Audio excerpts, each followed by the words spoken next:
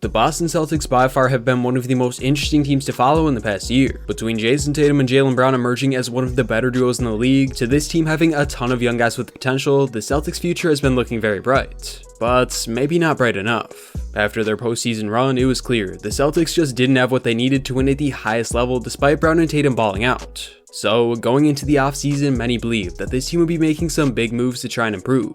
Yet, here we are. Sure, there weren't a lot of big names in free agency, but this team had assets to trade and they certainly could have gotten a deal done. But, well, they didn't. But against all odds, after it seemed like the NBA season was over, a report came out that could very well lead to the Boston Celtics making a big trade for their third star. And as you know by the title and thumbnail, that player is John Wall of the Rockets. Today, we have to talk Celtics, and in particular, taking a look at why this team should in fact trade for John Wall, who is available, despite that also meaning that they would be taking on his massive salary, as well as going into what the package would look like to get the deal done, and what kind of impact Wall would have for the Celtics team. But before we dive into that, if you could take a quick second and subscribe if you're new and join the Woods crew, if you've been enjoying the content, it would be greatly appreciated. We are trying to get to 10,000 subscribers before the next NBA season begins on October 19th, and we can most definitely do it if people who watch the videos consistently just hit that subscribe button. But with all that being said, let's talk John Wall and Boston Celtics. Like I said, going into the offseason, many believed the Celtics would be making some solid moves to improve after their postseason failure.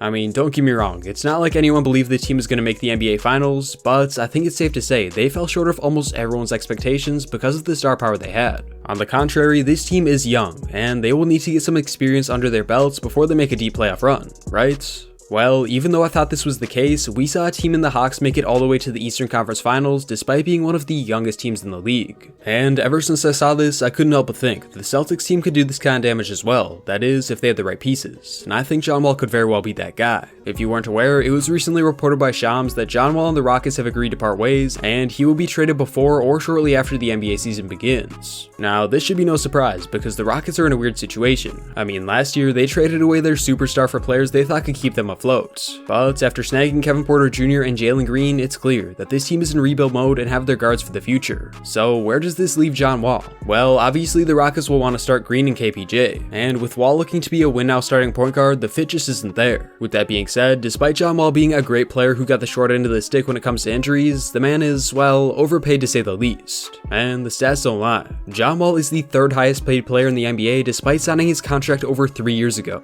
The other two players you might ask? Well, at number 1 we have Steph Curry, and at number 2 we have the former Rocket James Harden. Now don't get it twisted, because this is not a shot at John Wall, but the fact is, anyone making $44 million a season that isn't a superstar is overpaid. But that doesn't mean there isn't upside for making a move for someone like Wall. Despite being a quote-unquote overpay, Wall still has the potential to bounce back and become a star, or maybe even a superstar once again. People forget that before sitting out 2 seasons due to injury, this man was a top guard in the league in competition with guys like Steph Curry and Kyrie Irving. Not to mention, he couldn't even shoot from the perimeter, which makes his previous status even more impressive. Last season with the Rockets, John Wall showed that he can still potentially be that guy, being that he was still a 20-point per game scorer. But where did the Celtics even come in with this whole thing? Well, John Wall made it very apparent that he wants to go to a team where he can get some legit playoff runs, and this does make sense. After all, what rebuilding team is going to want a $44 million per year veteran? It's only going to be teams that have contending in mind. With that being said, the John Wall sweepstakes is very limited, because there are only so many contenders that need a guard at the moment and can also afford someone like Wall.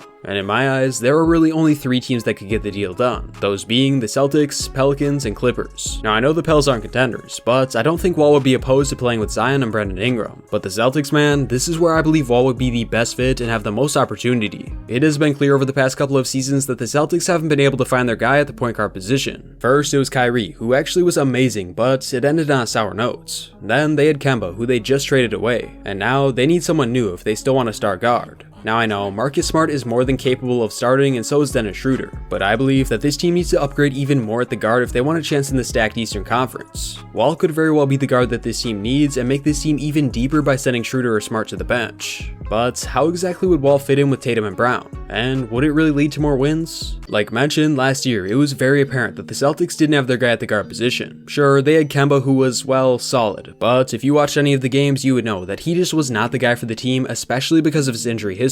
The Celtics also went out and got Dennis Schroeder, but after he failed to take a leap in the playoffs and instead regressed, it's apparent that he won't be their star guy either. Then we have Marcus Smart, who although has been one of the better options out of the 3, isn't exactly going to put the team over the edge, being that we've seen what he can do. What I'm saying here is that this team does not not have their guy to form a three-headed monster with Tatum and Brown, but what they do have is the ability to get someone like John Wall. At first glance, this might seem like a terrible move to some, because well, John Wall is an injury-prone point guard that is making $44 million a year. But what if I told you that the Celtics could actually get some additional pieces that make it well worth their while? Being that Wall is on a huge overpay, the Rockets will likely need to bribe whatever team they want to send him to with other assets in order to take on that monstrosity of a contract. Lucky for the Rockets, they have a large amount of assets that could help them do just that. But before we talk about the impact of this trade, let's just get right into the potential package, because this is where things get interesting. So far, according to what I've seen, everyone's been saying that the Celtics would trade away Al Horford and cap filler for Wall. I mean, Horford has shown that he does not need minutes on a rebuilding team like John Wall would with his time with the Thunder, and his deal is slightly better than Wall's as well. But seeing people talking about this trade got me thinking, what if the Celtics could get more? I mean, like I said, realistically, there are only 3 teams I can see getting John Wall if he wants to be traded to a legit playoff team. So in my eyes, the Celtics could get some other assets as well because of the contract risk they'd be taking on with John Wall. So with that being said, let's go over my huge trade package that would help the Celtics out a lot more than people thought was possible. In this trade, the Celtics would ship off Al Horford, Josh Richardson, Romeo Langford, Aaron Naismith, and cap filler in exchange for John Wall, Christian Wood, and a first-round pick. Regardless of whether or not you like this trade, you have to admit that it is rather interesting, and we have a lot to break down here, so let's just get right into it. Starting off with the Houston Rockets, they get Al Horford, who like I already mentioned is a good fit,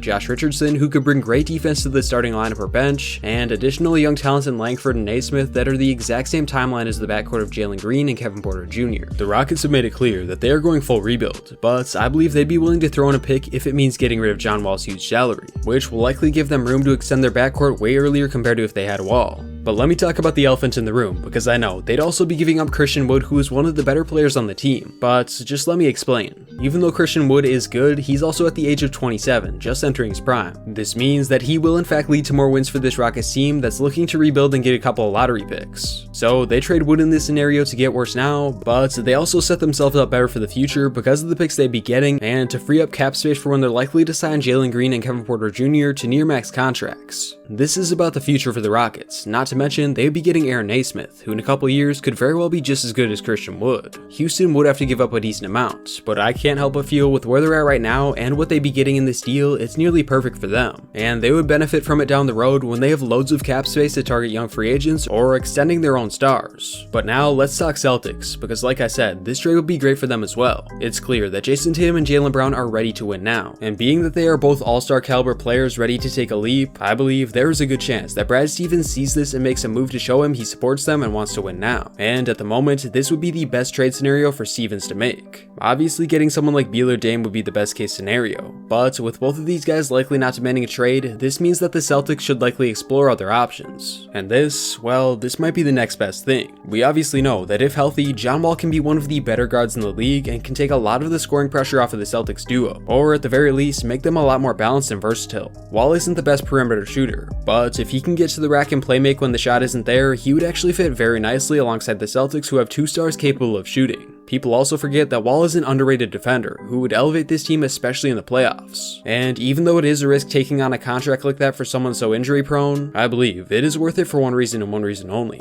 that being Christian Wood, who is also in this deal. Christian Wood is by far one of the most underrated players in the league. And like I mentioned, he's just entering his prime at age 27, so he would fit in with Brown and Tatum for the foreseeable future very nicely. Wood can stretch the floor and, like I said in other videos, can really do it all, whether it's scoring, playmaking, rebounding, or even protecting the rim at times. Wood could also be the third option this team needs regardless of how John Wall does, so worst case scenario, they have 3 great players in their starting lineup, and best case, they have 4 with John Wall. Wood and draft capital makes this trade a lot safer for the Celtics, and I can't help but feel that a starting lineup of John Wall, Jalen Brown, Jayson Tatum, Christian Wood, and potential stud center Rob Williams would do some big things this season if things go their way. If the Celtics can pull off the trade I mentioned, I would say do it in a heartbeat, but if it is just taking on John Wall, I'd say that it's something to consider, but not 100% go. Let me know down below what you think about Wall and Wood on the Celtics, and other than that, I'll catch you on the next one. Woods out.